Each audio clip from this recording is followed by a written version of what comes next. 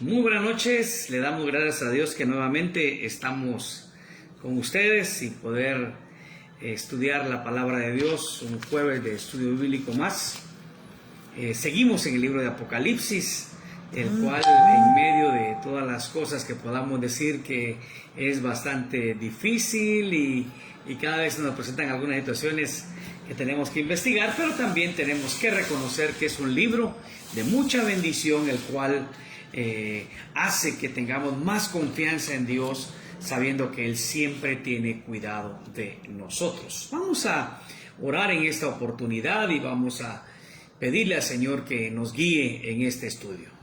Oremos. Padre, gracias te damos porque nuevamente estamos listos, estamos preparados para poder compartir de tu palabra este mensaje, el cual tú has querido dejar escrito en la Biblia para conocer acerca de tus planes y tus propósitos y hacia donde tú guías todas las cosas. Que tu Espíritu Santo nos dé entendimiento, mi Dios, para que este estudio sea de bendición. Ante todo, que confiemos que en ti estamos seguros, porque tú siempre cuidas de nosotros. Gracias, Señor, en el nombre de Cristo Jesús. Amén. Esta noche vamos a continuar en el estudio del capítulo 12 de Apocalipsis, comenzando en el verso 7.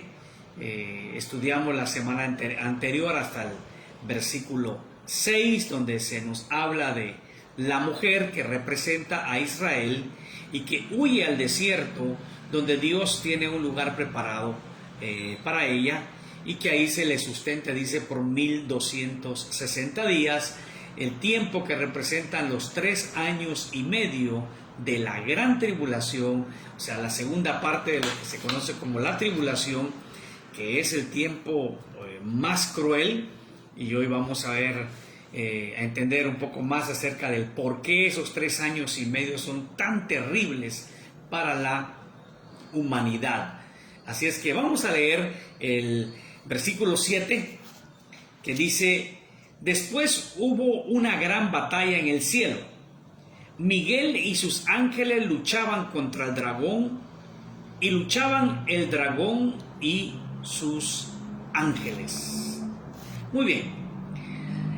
En el versículo 7 empieza un paréntesis, una pequeña interrupción entre lo que está aconteciendo aquí en la tierra, cuando el dragón, el gran dragón, persigue a la mujer, y nos narra ahora una escena que sucede en los aires, en los cielos.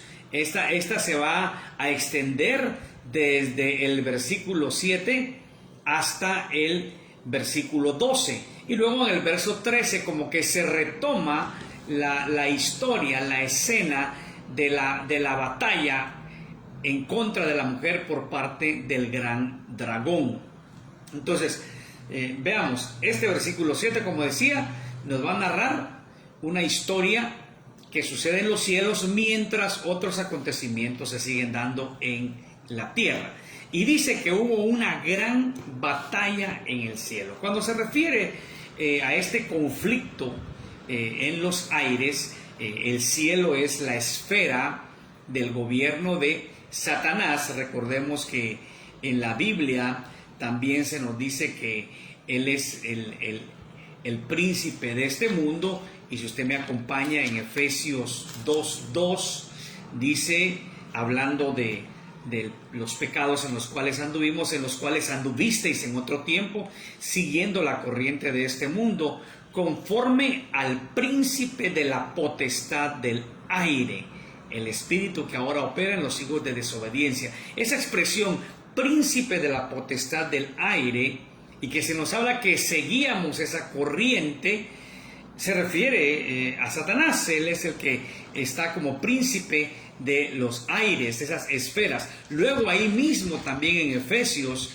en el capítulo 6 y el versículo 12 dice: porque no tenemos lucha contra sangre y carne, sino contra principados, contra potestades, contra los gobernadores de las tinieblas de este siglo, contra huestes espirituales de maldad en las regiones celestes. Se nos está hablando nuevamente de la lucha espiritual que se libra en los aires, que se libra en las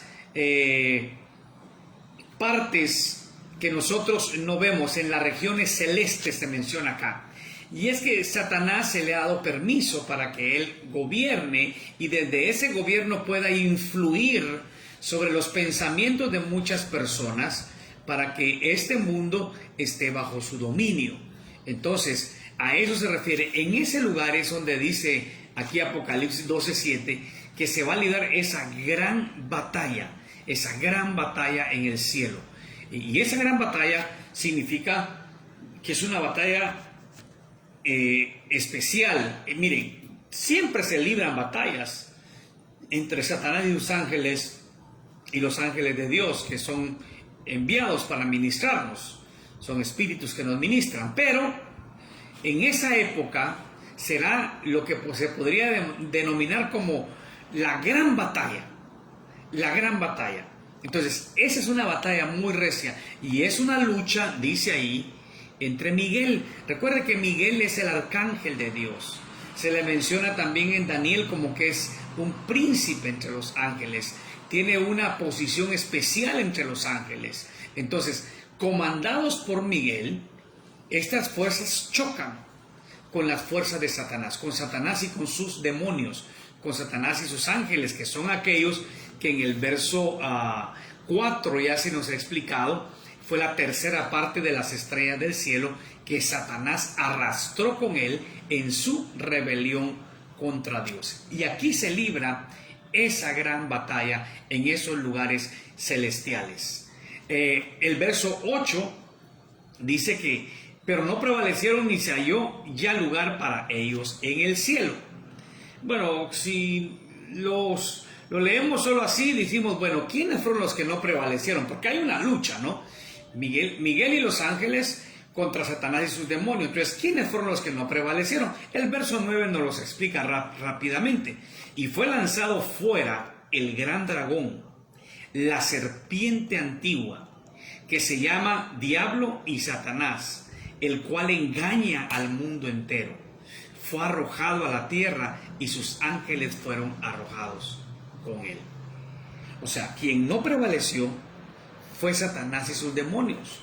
Fueron, no de una manera definitiva, pero en sí esta batalla representa una victoria de Miguel y sus ángeles, porque Satanás es echado de aquel lugar en el cual él gobernaba y dominaba sobre la humanidad.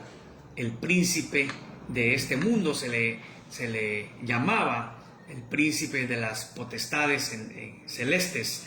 Entonces, él es lanzado fuera, porque desde allí Satanás también tenía acceso delante de Dios para acusarnos, ¿no? Más adelante va a decirnos de que acusaba a los escogidos de Dios de día y de noche. Ahora, si usted ve en el Antiguo Testamento, en el libro de Job, dice el capítulo 1 y versículo 6, dice: un día vinieron a presentarse delante de Jehová los hijos de Dios, entre los cuales vino también Satanás. Y el verso 7, y dijo Jehová a Satanás: ¿de dónde vienes? Respondiendo Satanás a Jehová, dijo: de rodear la tierra y de andar por ella. Ahora, cuando uno vemos esto, ¿cuál es el interés de Satanás de andar rodeando la tierra, de andar por la tierra? Bueno, obviamente, recordemos que él no puede ser omnipresente, entonces él tiene que trasladarse en cierto sentido. Y bueno, su trabajo al rodear la tierra, al andar por la tierra, es llevar acusaciones ante Dios de todos aquellos que podamos cometer pecados. Vamos a ver los nombres de Satanás y su significado para que entendamos que él hace ese trabajo delante de Dios, acusándonos delante del Señor. Entonces, pero Satanás tiene acceso al trono de Dios, actualmente tiene acceso a Dios para acusar a los escogidos de Dios. Pero en este momento, en ese capítulo 12:8, no prevalecieron ni se había lugar para ellos en el cielo es que fueron echados por completo, que ya no tendrán acceso para acusarlos delante de Dios. Y fue lanzado, y vea, allí hay dos figuras que se usan para describir a Satanás y dos nombres con los que se le designa. El primero dice es el gran dragón. Ya apareció este dragón en el versículo 3 de ese capítulo 12. Un gran dragón escarlata. Cuando se describe a Satanás con esta figura, se nos habla de él como una fiera, con una ferocidad que realmente actúa en contra de los hijos de Dios con odio, actúa en contra de los hijos de Dios con crueldad. Recuerda lo que dice 1 de Pedro 5:8, que nuestro adversario el diablo anda alrededor nuestro como león rugiente, buscando a quien devorar. Satanás es enemigo de Dios y es enemigo nuestro. Y no es un enemigo que nos conceda a nosotros, por así decirlo,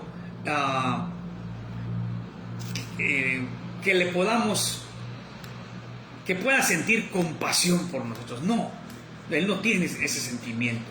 Él realmente es un enemigo cruel y por eso se le denomina el gran dragón. Y cuando habla de la serpiente antigua, pues ahí está hablando de la astucia de Satanás. Es un ser astuto. Y se nos recuerda a Génesis capítulo 3. Y mire, Génesis capítulo 3 dice, empezando en el verso 1, pero la serpiente era astuta, más que todos los animales del campo que Jehová Dios había hecho, la cual dijo a la mujer, con que Dios os ha dicho, no comáis de todo árbol del huerto. Y la mujer respondió a la serpiente, del fruto de los árboles del huerto podemos comer, pero del fruto del árbol que está en medio del huerto, dijo Dios, no comeréis de él, ni le tocaréis para que no muráis. Entonces la serpiente dijo a la mujer, no moriréis. Mire, aquí habla de esa característica de Satanás, de ser astuto. Un ser que es astuto engaña de una manera muy sutil, al punto que pudiera parecer bueno lo que dice, pero que causará un grave daño. A la mujer le pareció bueno lo que Satanás le estaba diciendo, que con su astucia le estaba presentando a la mujer opciones para algo que él mismo sabía por experiencia no podía darse, ser como Dios. Así la engañó y así sigue engañando. Para eso usa la astucia, ¿no? La astucia. Y cuando se habla de esa serpiente antigua, obviamente se habla de los principios de la creación, que desde entonces Satanás viene engañando a todas las personas. Viene engañando a todas las personas. Viene fabricando mentira tras mentira, pero de una manera sutil mezcla verdad con mentira para engañar a las personas. Lo ha hecho a lo largo de la historia, lo sigue haciendo el día de hoy. Ahora, los nombres que se le dan, ahí tenemos dos nombres, diablo y Satanás.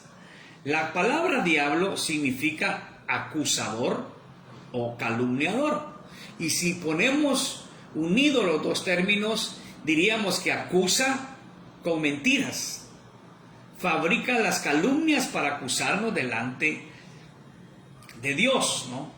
Ese ha sido su trabajo, siempre ha sido su trabajo de acusarnos, ¿no? Y Satanás significa adversario o enemigo. Ha sido el enemigo de Israel, el enemigo de Cristo y el enemigo de los cristianos, ¿no? Y utiliza esos dos nombres combinados con las figuras que ya se dieron.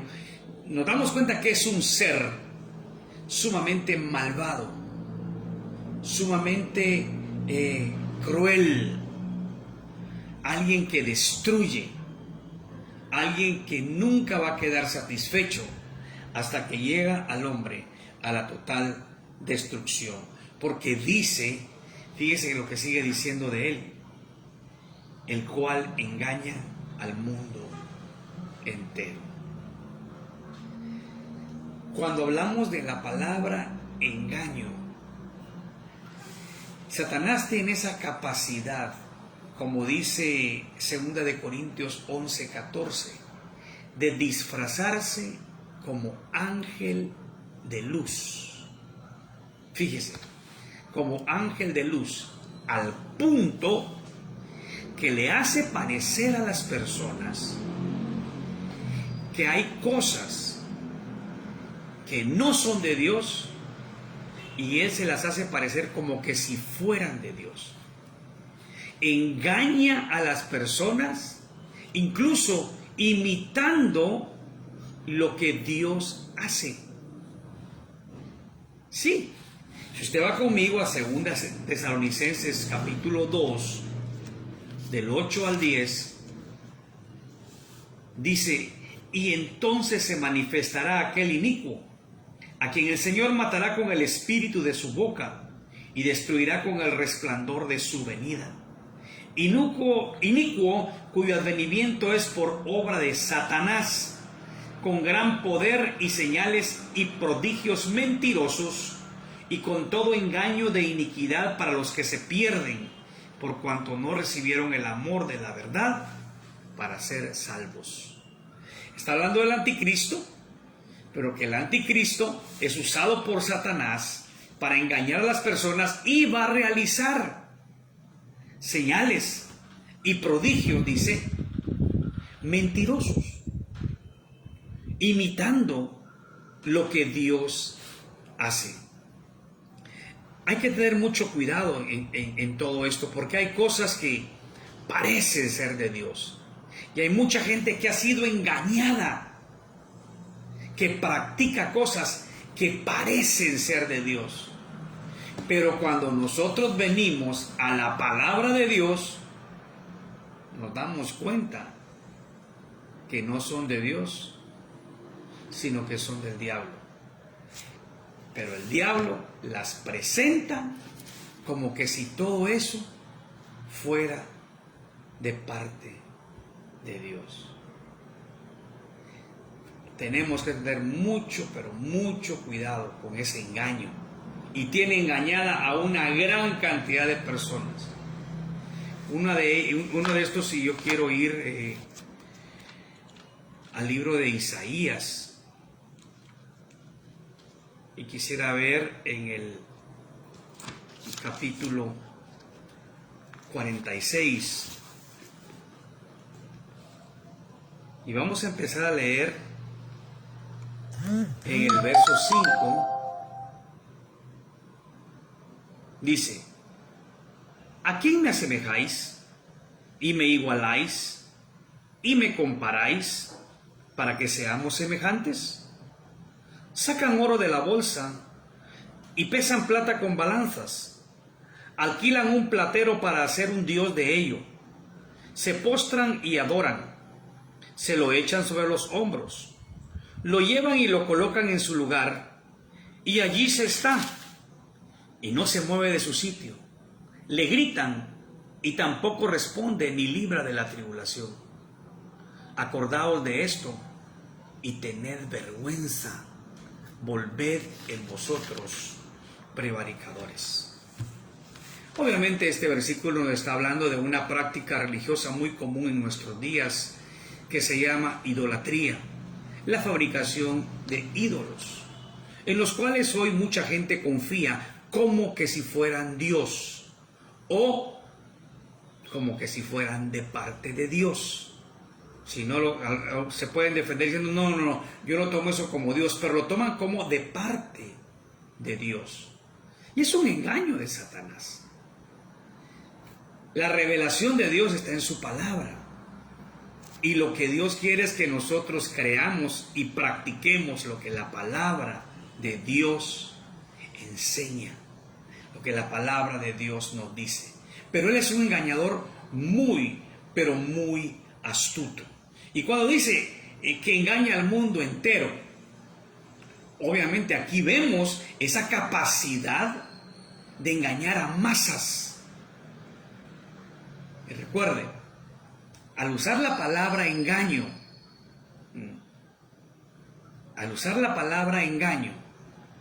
está haciendo parecer lo malo como que si fuera bueno, lo que es del diablo como que si fuera de Dios. Ese es el engaño, y Satanás es experto en eso,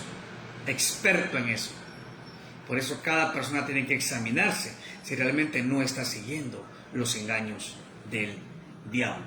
Y ahí, siguiendo nuestro estudio en Apocalipsis 12, dice que este engañador fue arrojado a la tierra y sus ángeles fueron arrojados con él. O sea, fue expulsado ya de esa región donde él tenía la potestad, ¿no? Ahora, vea lo que dice el verso 10. Entonces oí una gran voz en el cielo que decía: ahora ha venido la salvación, el poder y el reino de nuestro Dios y la autoridad de su Cristo, porque han sido lanzados fuera el acusador de nuestros hermanos, el que los acusaba delante de nuestro Dios día y noche. Verso 10, hay un festejo en el cielo, hay un canto de victoria. Está anunciando el reinado milenial de Cristo y el proceso en el establecimiento de su reino eterno. Es algo que habrá de suceder en el futuro cercano, pero ya lo da por hecho. Ya lo dan por hecho en el cielo, porque la expulsión de Satanás representa parte del proceso final del establecimiento del reino milenial de Cristo. Vino la salvación, vino el poder, el reino de nuestro Dios y la autoridad de su Cristo. Y da la razón ahí, porque el acusador ya fue lanzado fuera. El acusador ya no estará más acusando a las personas. Y dice que él los acusaba delante de nuestro Dios día y noche. Amado hermano, nosotros no somos perfectos, pero busquemos la santidad de Dios. No demos lugar al diablo para que nos acuse delante de Dios. Es cierto, tenemos abogado, a Jesucristo el justo. Pero también debemos nosotros de tener bien claro que no es que nosotros debamos de estar pecando deliberadamente por la certeza que tenemos que por mucho que nos acuse el diablo, Cristo nuestro abogado nos da siempre la victoria, nos defiende con éxito. Como alguien decía, sí tenemos abogado ante el Padre, pero no le demos mucho trabajo, sino que vivamos vidas en las cuales busquemos día a día la santidad, quitando de nosotros aquellas cosas que son desagradables a Dios, ¿no?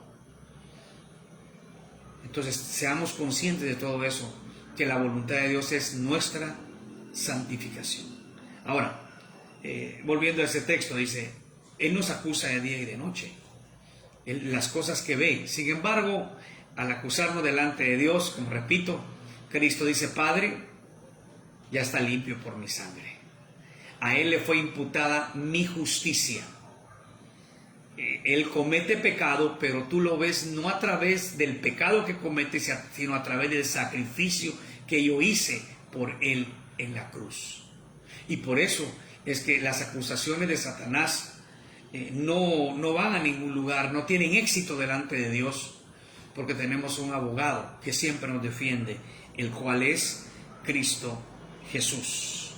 Entonces, aquí estamos viendo que ya Satanás es expulsado del cielo. Verso 11 dice: y ellos, aquí habla de los creyentes, le han vencido por medio de la sangre del Cordero y de la palabra del testimonio de ellos, y menospreciaron sus vidas hasta la muerte. Aquí está hablando de la victoria que los creyentes tenemos sobre Satanás. ¿Y en qué se basa esa victoria? Bueno, lo primero que se menciona ahí es lo base. Sin esto no existiría nada más. O sea, la sangre de Jesucristo. Nuestra victoria sobre el diablo no la logramos nosotros con nuestras obras.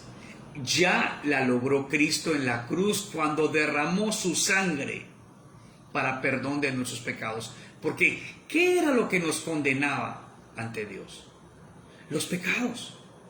Ahora, la sangre de Cristo, dice la Biblia, nos limpia de todo pecado. Por eso dice, le han vencido por medio de la sangre del Cordero. Somos victoriosos por la sangre de Cristo, porque esa sangre nos ha limpiado de todo pecado y nos ha abierto las puertas para tener acceso a Dios y llevar a Él en oración toda necesidad, toda confesión, y recibir de Él por medio de Cristo la respuesta que necesitamos. La sangre de Cristo fue la ofrenda que Él ofreció, valga la redundancia, al Padre. Recuerde esto. La ofrenda no fue dada a Satanás, porque el ofendido no era Satanás. El ofendido era Dios. Entonces, pero al Cristo ofrecer al Padre su sangre, ha perdonado nuestros pecados cuando creemos en esa sangre, en ese sacrificio. Y entonces el diablo ya no tiene potestad sobre nosotros, porque la sangre de Cristo nos da la victoria. Le hemos vencido por la sangre del Cordero, porque allí han sido perdonados todos nuestros pecados. Eso es lo que habla acá, que Cristo ofreció al Padre su sangre para reconciliarnos con Dios, y en ese momento, cuando pusimos nuestra fe en Él, quita de sobre nosotros toda potestad que el diablo podía tener sobre nuestras vidas. Y entonces venimos a ser hijos de Dios, y como hijos de Dios, Cristo es nuestro abogado. Entonces, la sangre nos limpia de todo pecado. Pero esa sangre no solamente nos ha limpiado de todo pecado, sino que ya la fe en esa sangre, también al convertirnos en hijos de Dios, hace que ahora demos testimonio por medio de la palabra, del mensaje del Evangelio, de que somos salvos, de la palabra del testimonio de ellos. Fíjense que en Romanos 10, del 8 al 10, es un texto bastante conocido, que dice así: mas, ¿qué dice? Cerca de ti está la palabra, en tu boca y en tu corazón. Esta es la palabra de fe que predicamos, que si confesares con tu boca que Jesús es el Señor, y creyeres en tu corazón que Dios le levantó de los muertos, serás salvo. Porque con el corazón se cree para justicia, pero con la boca se confiesa para salvación. Aquí está hablando de esa fe que se confiesa con la boca, con los labios, que se comparte, pero obviamente también que se vive, que se ha conocido en Cristo, que se comparte con otros y que se respalda con un testimonio digno de hijos de Dios. El Evangelio que hemos creído también lo testificamos como hijos de Dios para dar esperanza a este mundo. Y esa es nuestra victoria sobre Satanás. Y el verso 3 dice: y menospreciaron sus vidas hasta la muerte. Aquí está hablando de un sacrificio personal, si es preciso. En Marcos capítulo 8 y versículo 35 se nos dice: porque todo el que quiera salvar su vida la perderá, y todo el que pierda su vida por causa de mí y del Evangelio la salvará. Si es posible, llegar al punto de dar la vida antes de negar nuestra fe en Cristo. Si se requiere que tengamos que llegar a ese sacrificio máximo, debemos estar dispuestos. ¿Y sabe una cosa? Quien verdaderamente ha creído, lo estará. Estará dispuesto aún a ofrendar su vida antes que negar su fe en Cristo. Y esta es una evidencia de que efectivamente esa persona ha sido lavada en la sangre de Cristo. Entonces, a eso se refiere este versículo 11, en el sentido de decir, bueno, yo ya he sido lavado en la sangre de Cristo, yo ya he sido perdonado de todos mis pecados. Entonces, ahora, no, yo doy testimonio de la fe en Él. Yo comparto del Evangelio de Jesucristo. Y si es posible, y si así Dios lo quiere, estoy dispuesto a dar mi vida, pero nunca negar al Señor Jesús. Verso 12 dice, por lo cual alegraos cielos y los que moráis en ellos. Ay de los moradores de la tierra y del mar, porque el diablo ha descendido a vosotros con gran ira, sabiendo que tiene poco tiempo. Miren qué interesante este versículo. Nos presenta dos escenas completamente distintas, contrastantes, una en el cielo y una en la tierra. Alegría y gozo en el cielo. Quienes ya están en el cielo, alégrense, alégrense, siéntanse dichosos. Satanás ha sido echado, ya no tiene más lugar acá. Y la otra escena en la tierra. Ay de los moradores en la tierra, de la tierra y del mar, porque el diablo ha descendido a vosotros con gran ira, sabiendo que tiene poco tiempo. Mire, esta escena en la tierra es de lamentación y tristeza, dolor, angustia, porque el diablo viene y sabiendo que ya no tiene acceso delante de Dios, se concentra plenamente. Ya le ha sido arrebatado su principado de los aires y ahora se compenetra, se concentra en atacar a lo que está en la tierra, a todo lo que está en el mundo. Y dice que viene con gran ira, porque sabe que le queda poco tiempo. Estábamos hablando de los 3 años y medio de la tribulación, de la gran tribulación. Es poco el tiempo, que por siglos Él ha engañado a muchos, pero ahora le queda ya poco tiempo, el tiempo es corto. Entonces, ¿qué va a hacer en ese tiempo corto? Va a desatar toda su ira, todo su odio sobre la humanidad.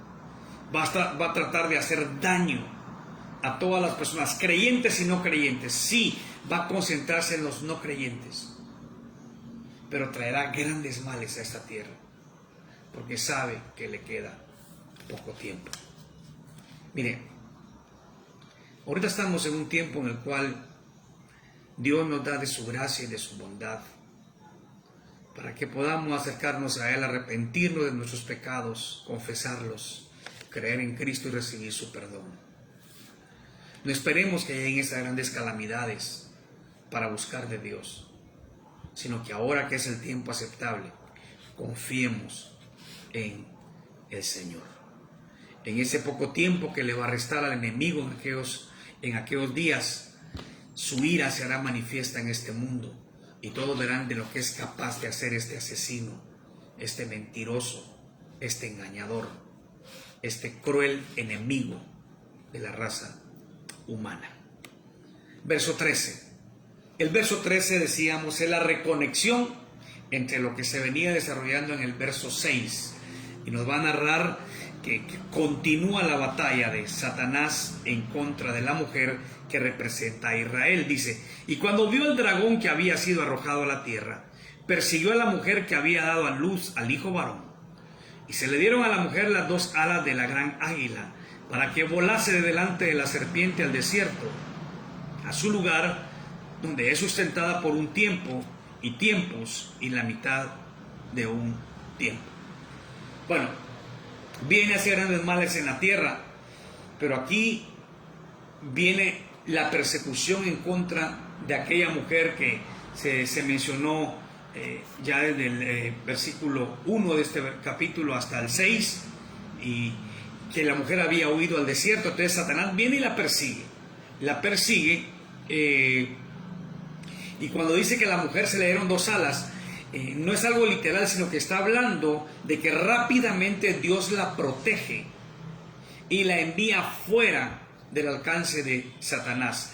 El lugar, muchos comentaristas opinan que es un lugar desértico llamado Petra, que es donde Dios lleva a aquella mujer por las tierras de donde estuvo Moab y las tierras de Amón, es lo que se cree, ¿no?, en aquel tiempo, pero es para librar al remanente fiel de Israel que ha confiado en Cristo, y Dios lo libra actuando de una manera rápida, sacándolo de la amenaza de Satanás. Y dice ahí que cuando ella huye a ese lugar desierto, allí es sustentada por un tiempo y tiempos y la mitad de un tiempo.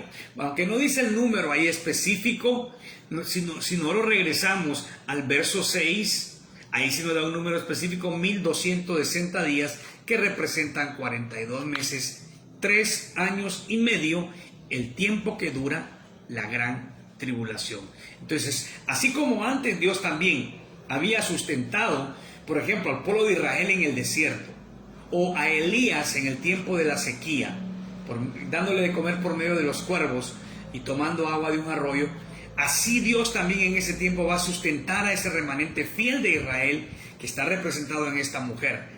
Ellos van a ser cuidados y guardados por Dios, y de una manera milagrosa Dios los va a sostener. Ahora, recordemos, Satanás, si algo tiene, es que él es persistente. Él insiste. Él no se cansa de hacer daño.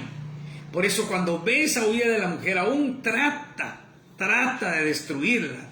Y dice el verso 15 que la serpiente arrojó de su boca tras la mujer agua como un río, para que fuese arrastrada por el río. Pero la tierra ayudó a la mujer, pues la tierra abrió su boca y tragó el río que el dragón había echado de su boca. Algunos pueden pensar que esto es literal, que la serpiente lanza una gran cantidad de agua para arrastrar a la mujer, pero que milagrosamente Dios produce que la tierra se abra y esa agua no llegue hasta ella para mantenerla con bien. Algunos piensan que es algo literal.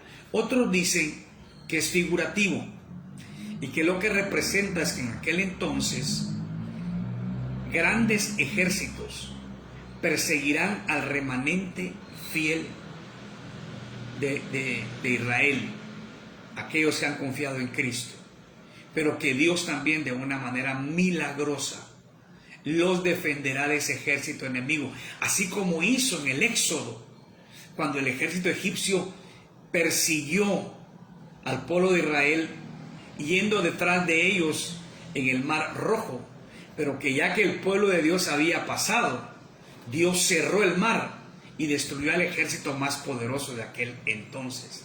En esos tiempos futuros también se cree que serán fuerzas de ejércitos del mundo que perseguirán a ese remanente fiel de Israel, pero Dios los cuidará, Dios los defenderá, Dios será su refugio. Cualquiera que sea la interpretación de algo, sí es claro acá: Dios cuida de los suyos conforme a su propósito. Y el verso 17 dice: entonces el dragón se llenó de ira contra la mujer y se fue a hacer guerra contra el resto de la descendencia de ella, los que guardan los mandamientos de Dios y tienen el testimonio de Jesucristo. El enemigo, el diablo, el dragón, Satanás, se ve frustrado al ver no cumplidos sus malos propósitos contra el remanente fiel de Israel. Pero ahora viene y regresa a aquellos que no lograron huir y que están en Jerusalén, y se lanza en contra de ellos.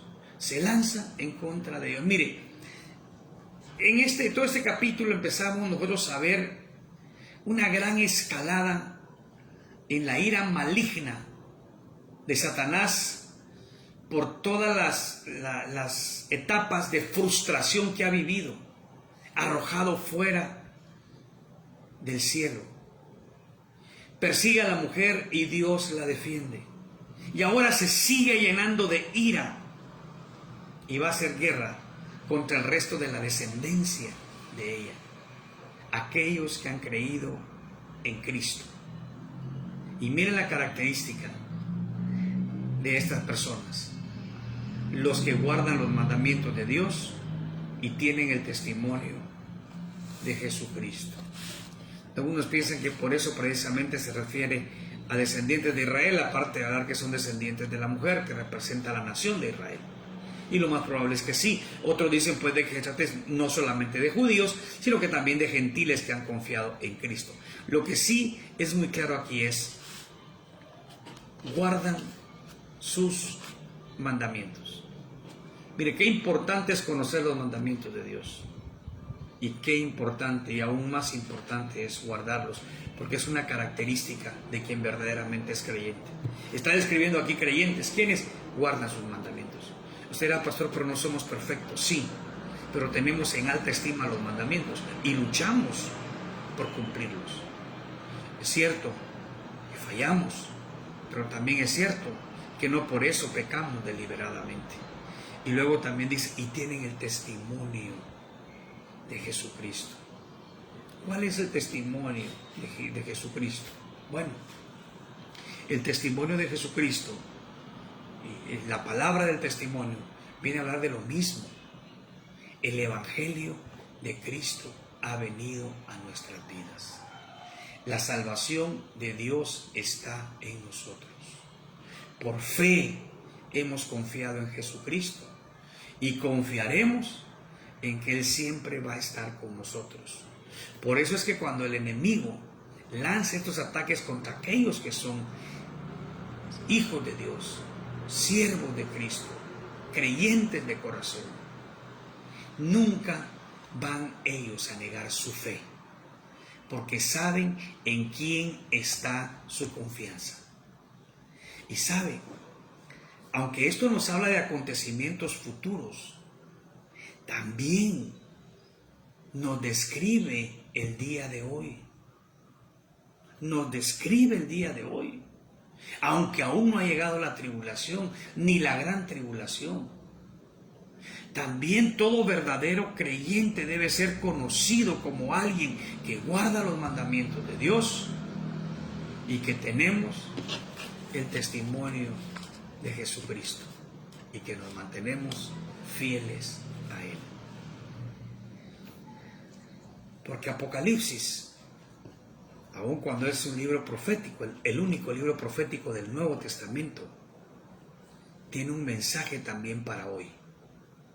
Un mensaje que nos llama a la vida de santidad, a la vida de obediencia, a la vida de dar testimonio de quién es Jesucristo para cada uno de nosotros. Que Dios nos ayude a guardar ese testimonio. Que Dios nos ayude a amar sus mandamientos, a amar su palabra y cada día pedirle que nos llene de su espíritu para poder caminar en obediencia a lo que Él ha dejado en la Santa Biblia. Y mis amados hermanos, si usted ya confió en Cristo, aquellos acontecimientos que estamos narrando, que estamos compartiendo, lo más probable, de acuerdo a lo que la gran mayoría de comentaristas creen y teólogos, nosotros ya vamos a estar en el cielo cuando eso suceda aquí en la tierra, pero solamente gracias a la sangre de Jesucristo, al sacrificio que Él hizo en la cruz. Y la evidencia de ello es que nosotros damos testimonio de eso que Cristo hizo por amor a nosotros, y aún podemos llegar al punto de no estimar como valiosas nuestras vidas, sino, si es preciso y si así Dios lo quiere, ofrendarlas antes que negar la fe en aquel que con su muerte en la cruz y con la sangre que derramó nos ha limpiado de todo pecado. Vamos a orar que el Señor bendiga grandemente su vida y a mantenernos fieles en los caminos de Dios. Padre, te agradecemos por tu palabra, te agradecemos porque en ella recibimos fortaleza, sabiendo lo que Cristo ha hecho por nosotros y sabemos quién es Él para con nosotros. Señor, al saber todo esto, danos un corazón agradecido que con la vida transformada por tu poder manifieste y demos testimonio que tú eres nuestro Señor y que tú eres quien gobierna en nuestras vidas.